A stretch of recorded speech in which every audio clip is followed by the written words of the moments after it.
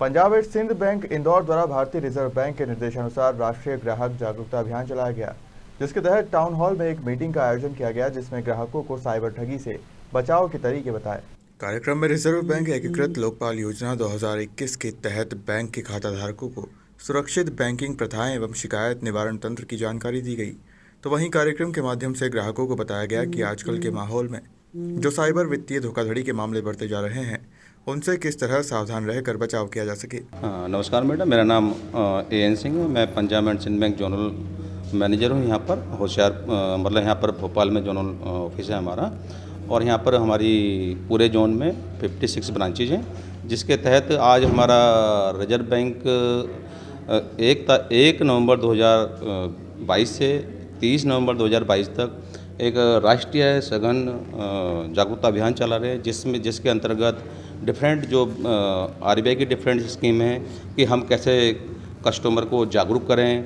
आजकल आप जानते हो कि बहुत सारे फ्रॉड चल रहे हैं, तो उससे कैसे बचें और उनसे कौन से अधिकार हैं कस्टमर्स के, जो इन जनरल उनको पता नहीं होता है। तो आज हम बहुत सौभाग्यशाली हैं, पंजाब एंड सिंध बैंक इसके लिए सौभाग्यशाली है कि रिजर्व बैंक ऑफ इंडिया ने आज हमारी बैंक को यहाँ पर सबसे क्लीनेस्ट सिटी ऑफ इंडिया है उसको चुना है। तो इसमें हमारे FGM सर भी, श्री चमन लाल जी भी आए हुए हैं हमारे साथ। तो आज हमने देख रहे हैं कि कम से कम 250 से 300 हमारे कस्टमर्स आए हैं पूरे क्षेत्र से। तो जैसे कि आपको ये बहुत पावन भूमि है इंदौर, आप सब जानते ही हैं, बहुत सुंदर जगह है। तो यहाँ पर आज हम सभी को जागरूक कर रहे हैं, और हमारी पंजाब एंड सिंध बैंक इसमें जो सेवाएं देने के लिए कि कैसे फ्रॉड से बचें, किस टाइप से आपको उनसे कैसे बच सकते हैं, उसके सुझाव दे रहे हैं, और कैसे बचना है उनकी सारी पूरी PPT वगैरह चलाई जा रही हैं। और इसमें हमारे LDM इंदौर का बहुत बड़ा सहयोग है। सारे मिलके, सभी बैंक मिल करके इससे हमने बचाना है। तो देखा जाता है कि फ्रॉड के जो माध्यम रहता है वो तरह तरह का रहता है। एक OTP या फिर एक फ़ोन कॉल, इस तरीके की जो चीज़ें हैं वो आजकल देखने के लिए मिल रही है, जिससे जो ट्रांजैक्शन है वो तेज़ी से हो जाता है इस तरीके से। तो उसको रोकने के लिए, एक सिक्योरिटी देखने के लिए किस तरीके का प्रयास बैंकों द्वारा किया जाएगा? ठीक है मैडम, बहुत ही अच्छा प्रश्न है आपका। देखिए, कोई भी OTP कभी किसी को शेयर न करें। जैसे आप समय समय पर आप बैंक भी जागरूक करती है, RBI भी इसमें जागरूक करता है कि कभी भी किसी को OTP शेयर न करें।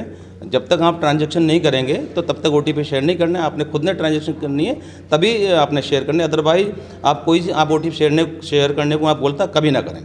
कोई भी बैंकर कभी नहीं आपको OTP शेयर करने को बोलेगा, क्योंकि वो पर्सनल नंबर है। लेकिन सर, देखा जा रहा है कि जब से ऑनलाइन का जो माध्यम चुना गया है, तो वो कहीं ना कहीं सेफ्टी भी है, सिक्योरिटी भी है, लेकिन इसका कहीं ना कहीं गलत उपयोग भी किया जा रहा है।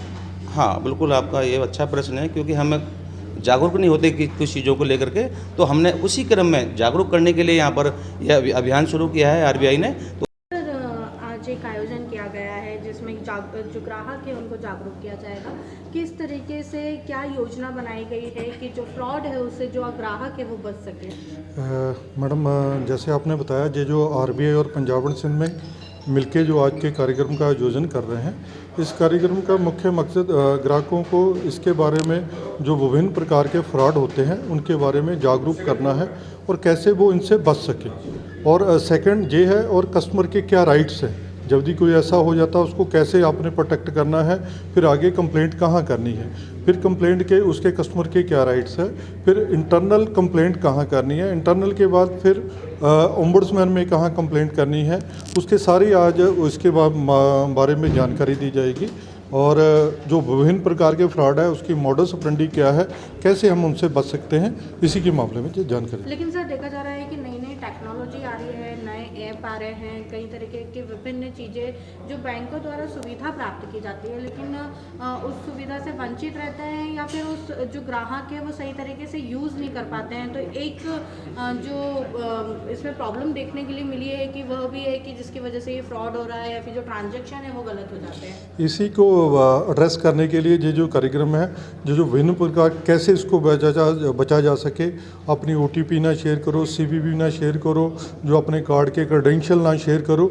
और हमारी बैंक ने एक कदम आगे बढ़ते हुए हमारा अपना ऐप PSV यूनिक इसमें लॉन्च किया है, उसके थ्रू आप ट्रांजेक्शन कर पाओगे।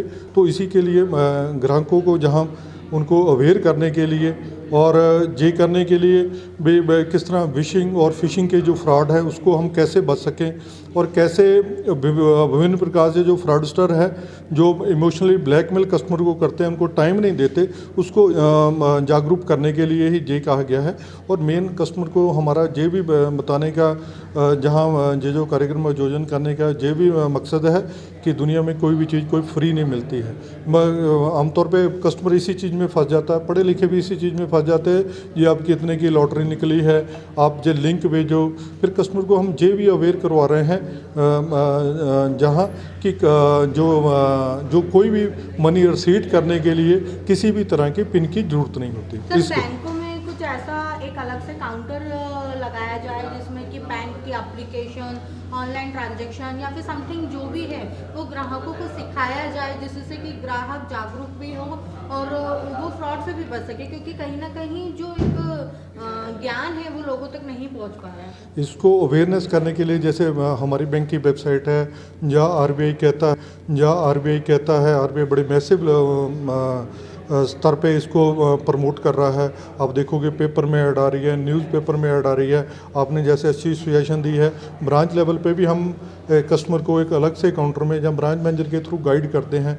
जैसे मैंने अपने PSV यूनिक की वो बात की थी, इसमें आप कैसे बेनिफिट ले सकते हो और कैसे इसका मिसयूज हम जो भी है फाइनेंशियल ट्रांजेक्शन के कैसे उससे बचा जाना, उसके मामले में हम जानकारी देते हैं। और ज़्यादा उससे और भी बचने के लिए ये कैसे उपाय है, उसके लिए हमारी जो बैंक की वेबसाइट है उस पर भी कस्टमर को अवेयरनेस के लिए हम प्रोग्राम रखते रहते हैं। आपका परिचय? मैं चमनलाल शीमर, field general manager Punjab and Sind में, मुंबई। ब्यूरो रिपोर्ट, खबर मध्य प्रदेश।